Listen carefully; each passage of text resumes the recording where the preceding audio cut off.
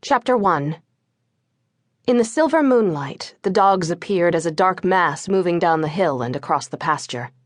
They headed straight toward 36 sheep huddled on a carpet of autumn leaves under an oak. Tom Bridger aimed his shotgun at the sky and fired. The blast stopped the dogs for a second. The startled sheep jerked apart, turned, and ran. The largest dog broke from the pack and streaked after the sheep. The rest followed, yelping and baying. Tom fired into the air again and again. The dogs didn't stop until his fourth shot. They milled about in the pasture as if trying to make up their minds whether to stay or go. Another shotgun blast decided the issue for them. They wheeled around and took off over the hill. Lying in the dark, with Tom's space in the bed growing cold beside her, Rachel tensed at the sound of gunshots in the distance. She clutched the blanket, bunching it in both fists. She knew Tom wouldn't shoot to kill, but she also knew he was losing patience after going out night after night to protect his sheep from the feral dog pack. At the third shot, Rachel's cat, Frank, stirred from his spot against her legs and dropped off the bed to hide underneath. From his bed near the door, Tom's bulldog Billy Bob gave a low growl. Rachel sat up, hugging her knees. A fourth, then a fifth shot rang out. She waited, but heard no more. The feral dogs weren't Rachel's problem, weren't her responsibility, but she was a veterinarian and couldn't be indifferent to their fate. Mason County, in Virginia's Blue Ridge Mountains, had become a dumping ground for pet dogs as unemployment soared in the state and many people lost their homes. They probably thought they'd done the dogs a favor by turning them loose in a rural area, but the animals were hungry and desperate. Struggling to survive, they had formed a pack, and for the last few months they'd roamed the country, stealing eggs and killing chickens in farmyards. Lately they'd attacked a couple of lambs and a calf. If left on their own, they would starve, or the farmers would exterminate them. The ringing telephone jolted Rachel. For a moment she hesitated.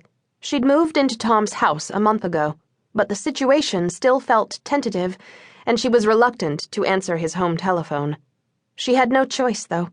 A call at midnight was an emergency, usually a summons from the sheriff's department. As chief deputy and second in command, Tom had to respond. Nobody ever summoned the aging, frail sheriff anymore when trouble arose. Stretching across the bed, Rachel switched on the lamp and grabbed the receiver. "Hi, is this Dr. Goddard?" a young female voice asked. "I'm sorry if I woke you up. This is Gail, the dispatcher, calling for Captain Bridger." Rachel knew she shouldn't be surprised that every employee at the department knew she and Tom were living together, but it still made her feel as if she were doing something disreputable in this small conservative community. "Captain Bridger's outside right now." She caught sight of Tom's cell phone on the bedside table. "And he doesn't have his phone with him. I can run out and get him, but it'll take a few minutes. Can I tell him what it's about?" "Well, I don't have a lot of information, and I'm not real sure what happened, but Dr. Hall, from the hospital, he's dead. Somebody attacked him." Rachel gasped when she heard the name. Dr. Gordon Hall, one of Mason County's most prominent citizens, owned Tri-County General Hospital.